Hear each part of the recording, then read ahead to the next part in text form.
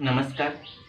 Maths part second coordinate geometry practice set 5.2 याला आज आपण या ठिकाणी सुरुवात करणार आहोत. पाहूया example number first. Find the coordinate of point P if P divides the line segment joining the points A -1 7 and B 4 -3 in the ratio 2:3. हे जे एक्झाम्पल आपल्याला सांगितलेलं आहे यामध्ये हे दोन बिंदू आहेत रेषाखंडाचे, त्याच्या दरम्यान P बिंदू आहे, तो ह्या AB रेषाखंडाला डिवाइड करतोय 2:3 या गुणोत्तरामध्ये. तर find the coordinate of point P. P या बिंदूचे निर्देशक काढा. आपण पहिला जो A दिलाय त्याला x1 y1 मानूया. नंतर B आहे त्याला x2 y2 मानूया.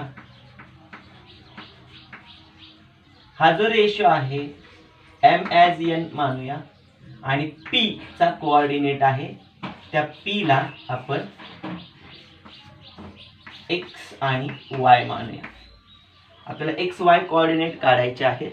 यासाठी आपण डिव्हाइड सांगितलेला आहे म्हणून सेक्शन फॉर्म्युला वापरूया. By using section formula अगोदर x ची किंमत काढू, त्यानंतर y ची किंमत काढू. x mx2 plus nx1 upon m plus n, m2 x2 4 n 3 x1 -1 m plus n 2 plus 3 बेचौक 8 3 1 के 3 प्लस मायनस मायनस 2 आणि 3 5. 8तून 3 गेले 5च राहिले. 5/5 x ची किंमत आपल्याला मिळाली 1. त्यानंतर आपल्याला पाहिजे y ची किंमत. x नंतर y is equal to my2 plus ny1 upon m plus n. m2 y2 -3 n3 y1 7 upon 2 plus 3. 2 3 जा 6 प्लस माइनस माइनस 3 7 जा 21 प्लस प्लस प्लस 2 प्लस 3 5 आहे तसाच. चिन्ह वेगळे आहेत, वजाबाकी करूया. 21 मधून 6 गेले 15, 5 त्रिक 15. y ची किंमत आपल्याला मिळाली. x आणि y हे जे कोऑर्डिनेट पॉइंट P चे आहेत हे आपल्याला मिळाले. प्रश्न होता find the coordinate of the point P. Therefore coordinate of point P x y 1 3 divides segment AB in the ratio 2:3. या पद्धतीने आपल्याला पूर्ण वाक्यात उत्तर लिहावे लागेल की 1 3 हा जो P बिंदूचा निर्देशक आहे तो AB रेषाखंडाला 2:3 या गुणोत्तरात विभागेल. Example number second. In each of the following examples find the coordinates of point A which divides segment PQ in the ratio A as B. 2 नंबरचं जे उदाहरण सांगितले त्यामध्ये 3 उदाहरण आपल्याला दिलेले आहेत. P -3 7 1 -4 A as B 2 as 1. P -2 -5 Q 4 3 A as B 3 as 4.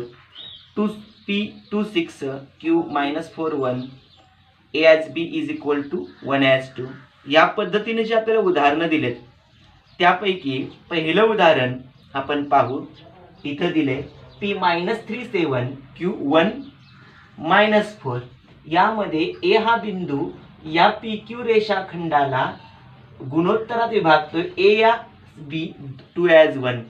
इथं आपल्याला mn च्या ऐवजी ab हे गुणोत्तर दिलेलं आहे. a चा प्रमाण 2, b चं प्रमाण 1 आणि a हा विभागतोय, त्यामुळे a ची किंमत आपण काय मानायची xy आणि p ला x1 y1 आणि q ला x2 y2. या पद्धतीने आपल्याला किंमत लिहायची आहे आणि एक्झाम्पल सोडवताना अगोदर लिहायचं आहे बाय युजिंग सेक्शन फॉर्म्युला.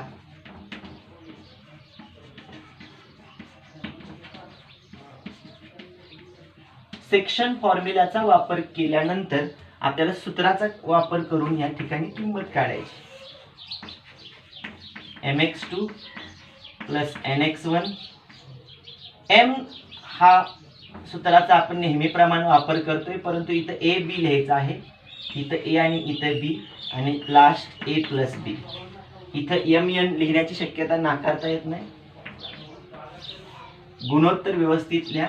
ए ची किंमत 2, x2 ची किंमत 1, b ची किंमत 1, x1 ची किंमत -3, a प्लस b 2 प्लस 1,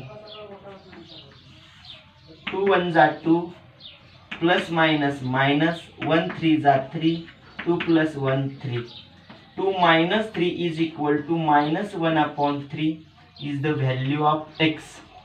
इथं लिहूया आपण x is equal to -1/3. यानंतर आपल्याला किंमत हवी आहे y ची. आपण y ची किंमत लिहू. y is equal to ay2 plus by1 upon a plus b is equal to a 2 y2 -4 b1 y1 7 2 plus 1 a plus b. 2 4 जा 8 plus minus minus plus plus plus 1 7 जा 7 2 plus 1 3 प्लस मायनस मायनस 8तून 7 गेला 1, मोठ्याचं चिन्ह वजा 1/3. y ची किंमत आली आपल्याला -1/3. म्हणजे आपला पहिला भाग या ठिकाणी कंप्लीट झाला. इथं विचारलेला आहे त्याच किमती आपण या ठिकाणी लिहायचे. देअरफॉर a -1 - 3 -1/3 -1/3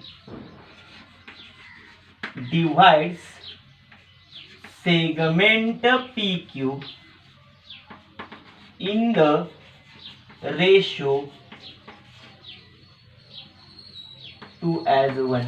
या पद्धतीने a हा जो बिंदू आहे -1/3 -1/3 हा सेगमेंट PQ ला 2:1 या गुणोत्तरात विभागतो. एक्झाम्पल नंबर सेकंड मधील सेकंड P -2 -5 Q 4 3 रेशो दिलेला आहे आपल्याला 3:4. इथं आपल्याला 3:4 करावं लागेल.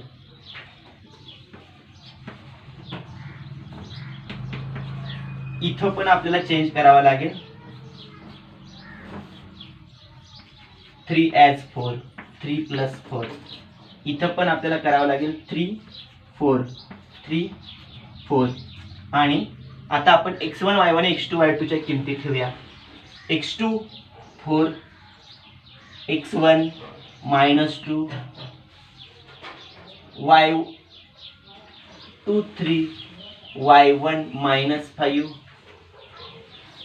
3 4 जा 12 प्लस माइनस माइनस 4 2 जा 8 4 + 3 7 12तून 8 गेले 4 4/7.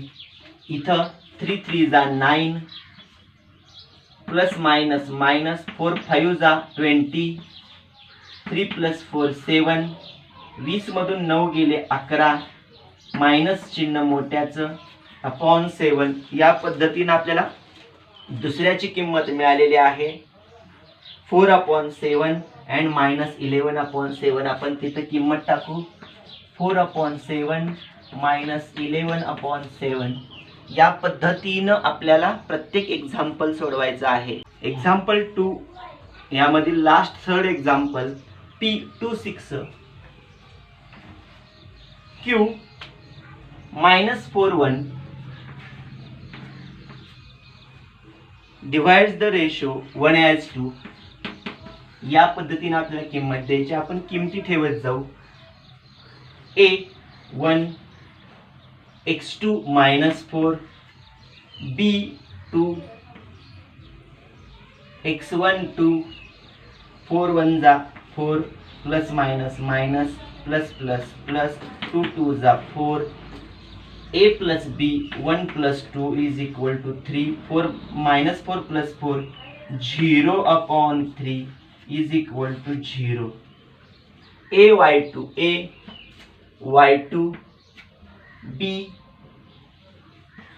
y1 1 1 जा 1 2 6 जा 12 a plus b 1 plus 2 3 1 plus 12 13/3 value of y. या पद्धतीने आपल्याला लास्ट 0x ची किंमत आणि इथे येणार आहे 13/3. मग इथे आपल्याला a हा जो कोऑर्डिनेट आहे तो मिळणार आहे 0,13/3. या पद्धतीने क्वेश्चन नंबर 2 आपल्या या ठिकाणी कंप्लीट झाले. Example number 3 see in the text board. Find the ratio in which point t -16 divides the line segment joining the points P -310 and Q 6-8. म्हणजे आपल्याला सांगितलेलं आहे की T हा बिंदू वजा 1,6 रेषाखंड PQ ला ज्या गुणोत्तरात विभागतोय ते गुणोत्तर सांगा आणि P आणि Q चे निर्देशक या पद्धतीने असतील -3 10 आणि 6 8. आपल्याला रेशो विचारलेला आहे. आपण इथं डिवाइड केलेले असल्यामुळे सेक्शन फॉर्म्युला वापरणार. त्यामध्ये x किंवा y यापैकी कोणत्याही कोएफिशियंटची किंमत काढली तरी आपण रेशो मिळवू शकतोय. आपण या ठिकाणी x या कोएफिशियंटची किंमत काढूया बाय युजिंग सेक्शन फॉर्म्युला. त्यासाठी हा t बिंदू डिवाइड्स करत असल्यामुळे त्याला आपण x y म्हणूया. p आणि q हे रेषाखंडाचे बिंदू असल्यामुळे याला x1 y1 म्हणूया आणि इथं x2 y2. Bye using section formula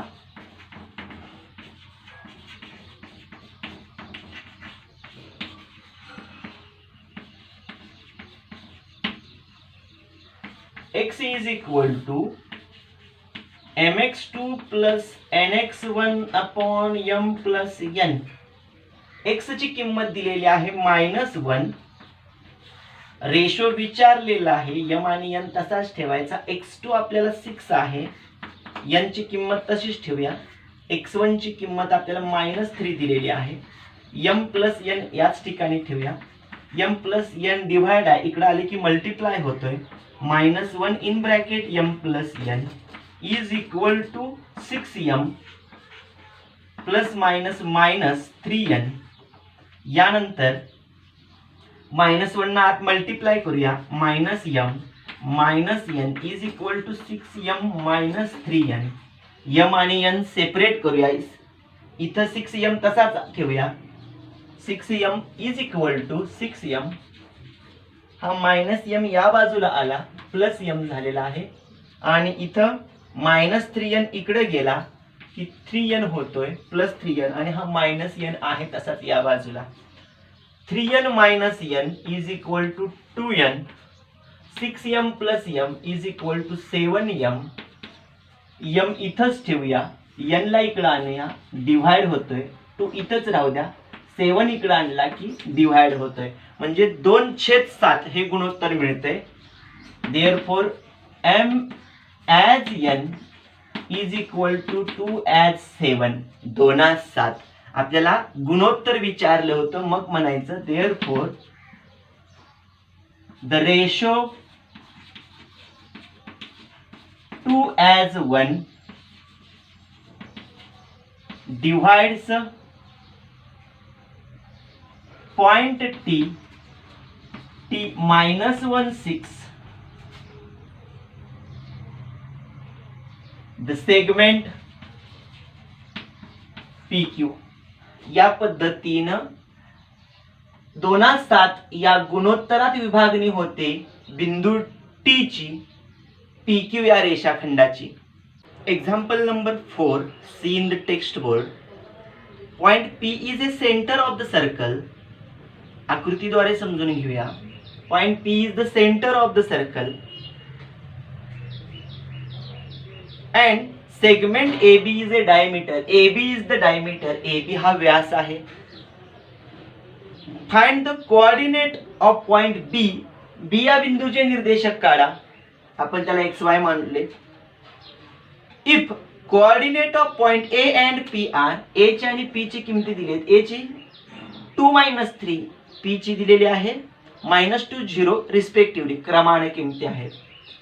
P कोण आहे? -2 0 centre of the circle.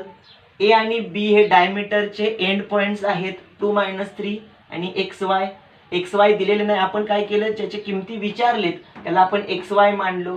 AB कोण आहे? तर डायमीटर ऑफ द सर्कल. मग हा व्यास आहे AB व्यास, P सेंटर केंद्रबिंदू असल्यामुळं देअरफॉर पॉइंट P हा मिड पॉइंट असणार आहे. Mid point of diameter. कारण PA आणि PB ह्या त्रिज्या असतात, एकाच वर्तुळाच्या त्रिज्या समान मापाच्या असतात. त्यामुळे PA PB समान, P सेंटर असणार. मग सेंटर असेल तर मिड पॉइंट फॉर्म्युला वापरायचा. Therefore bye using mid point formula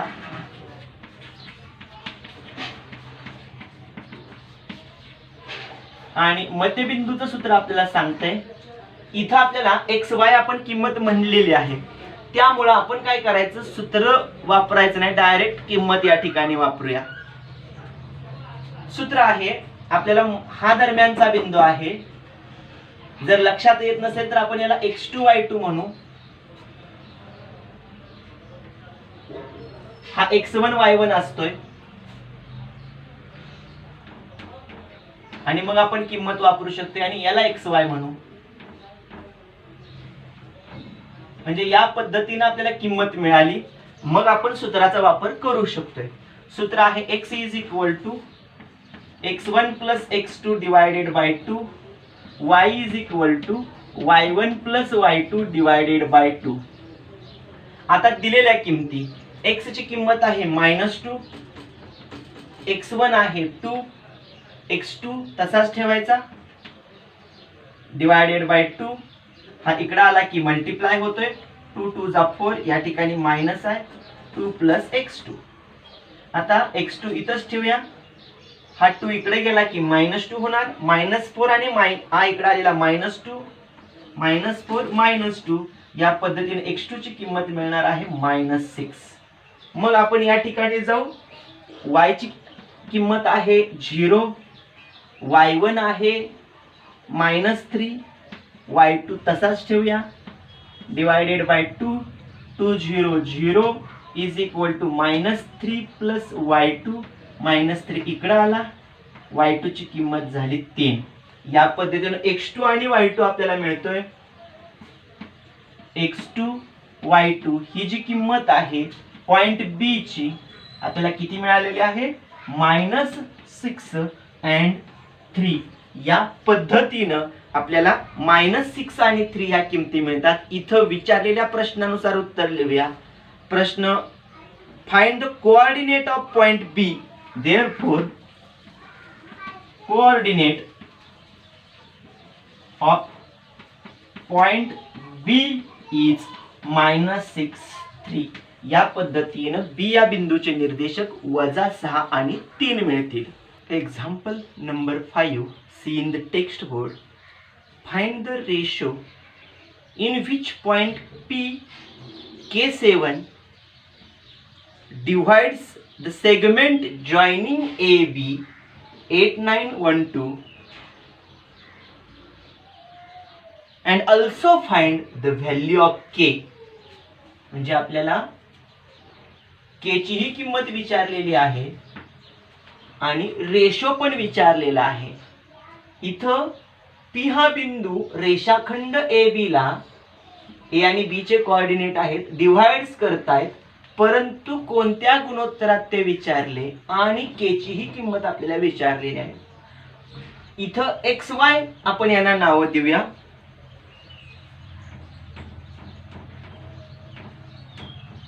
इथं x1 y1 आहे, इथं x2 y2 घेऊया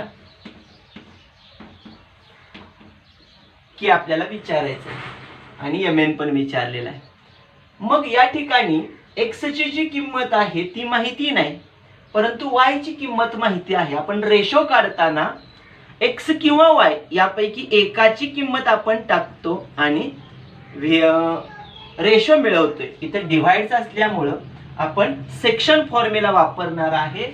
bye using section formula. Section formula मध्ये x ची किंमत k ठेवल्यानंतर इथं पण आपल्याला रेशो माहित नाही आणि k ची पण किंमत या ठिकाणी माहिती नाही, परंतु y ची किंमत माहिती असल्यामुळं आपण y या सूत्राचा वापर करणार आहोत. y is equal to my2 plus ny1 upon m plus n. आपण रेशो mn मांडलेला आहे, किमती दिलेल्या आहेत त्या या ठिकाणी वापरू. y ची किंमत आपल्याला दिलेली आहे 7 बरोबर. m ची किंमत माहिती नाही, y2 ची किंमत 2 आहे, n ची किंमत माहिती नाही, y1 ची किंमत 9 आहे. छेद m प्लस n तसाच ठेवूया. यानं इकडं आणूया. 7 आणि m प्लस n चा गुणाकार होतोय. 7m अधिक 7n आपल्याला किंमत मिळते 2m प्लस 9n. या पद्धतीने किंमत मिळाली. m आणि n एकत्र करूया. mn या ठिकाणी m सेपरेट n सेपरेट केला, काय मिळते बघा. इथं 9m आहे, 2m आहे. आपण काय करू, 7m इथंच आहे, 2m ला इकडे आणू, मायनस 2m झाला. 9n तसाच ठेवला, 7n ला इकडे आणला, मायनस 7n झाला. 7m मधून 2m गेला, 5m या ठिकाणी मिळाला. 9 मधून 7 गेले, 2 मिळाले. 2n ची किंमत. m तिथंच ठेवू, n ला इकडे आणला की डिव्हाइड होतोय, m अपॉन n. 2 असाच आहे, 5 इकडे आणला की डिव्हाइड होतोय, म्हणजे m आणि n यांची किंमत आपल्याला मिळाली 5, 2/5. आता ही किंमत जी m आणि n ची, therefore m as n is equal to 2 as 5. पहिली किंमत आपल्याला या ठिकाणी मिळाली m आणि n यांच्या गुणोत्तराची. आता आपल्याला विचारलेली आहे किंमत k ची.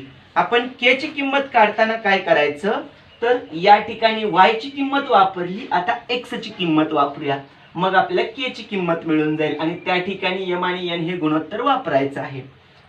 Therefore x is equal to mx2 plus nx1 upon m plus n. पहिल्यांदा y ची किंमत का वापरली, कारण आपल्याला दिलेली आहे. आता x ची का वापरायची, कारण k ची किंमत काढायची आहे. x is equal to k, m is equal to 2, x2 is equal to 1, n is equal to 5, x1 is equal to 8. 2 plus 5. या पद्धतीनं k is equal to 2 1 जा 2, 5 a जा 40, 2 plus 5 is equal to 7.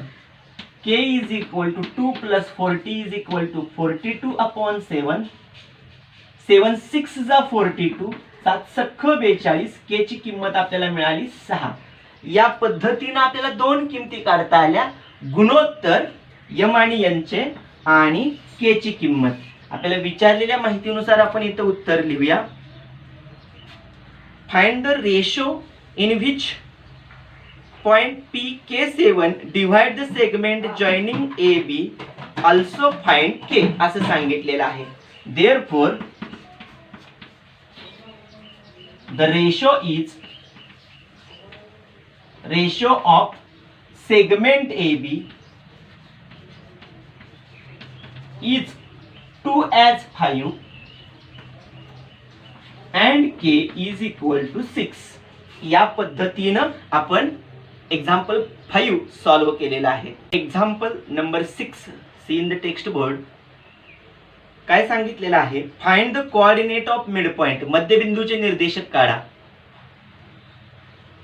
Of the segment joining the points, बिंदूंना जोडणाऱ्या रेषाखंडाचे मध्यबिंदू, मध्यबिंदूचे निर्देशक. 22 20 हा एक पॉइंट आहे, 0 16 हा एक पॉइंट आहे. ह्या दोन बिंदूंना जोडणारा जो रेषाखंड आहे याच्या मध्यबिंदूचे निर्देशक काढायचे आहेत. या दोघांना जोडणारा रेषाखंड याच्या मध्यबिंदूचे निर्देशक आपल्याला या ठिकाणी विचारलेले आहेत.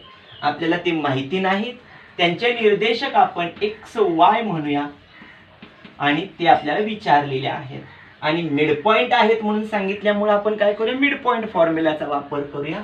पहिला जो बिंदू दिलाय आणि दुसरा बिंदू दिलाय त्याला आपण x1 y1 हे नाव देऊया आणि इकडं आहे त्याला x2 y2 हे नाव देऊया आणि मिड पॉइंट फॉर्म्युला वापरूया. By using mid point formula मध्यबिंदूचं सूत्र आपल्याला सांगते x is equal to x1 plus x2 divided by 2, y is equal to y1 plus y2 divided by 2. किंमत टाकूया, 22 अधिक 0 छेद 2 म्हणजे 22 छेद 2 बरोबर 11. x ची किंमत आली. y1 प्लस y2 20 अधिक 16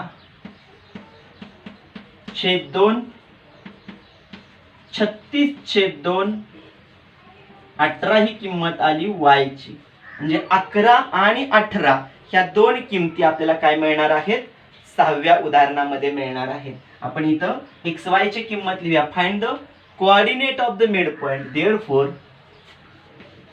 x y is equal to 11 18. Therefore, coordinate of midpoint of given segment is 11 18. या पद्धतीनं मध्यबिंदूचे निर्देशक, दिलेल्या रेषाखंडाच्या मध्यबिंदूचे निर्देशक 11 and 18 11 आणि 18 असतील. या पद्धतीनं 12 उदाहरणांपैकी आपण पहिले 6 उदाहरणं सोडवली. उरलेली जी 6 उदाहरणं आहेत 7 ते 12 पर्यंतची ते आपण पुढील व्हिडिओमध्ये पाहणार आहोत. भेटूया पुढील व्हिडिओमध्ये. धन्यवाद.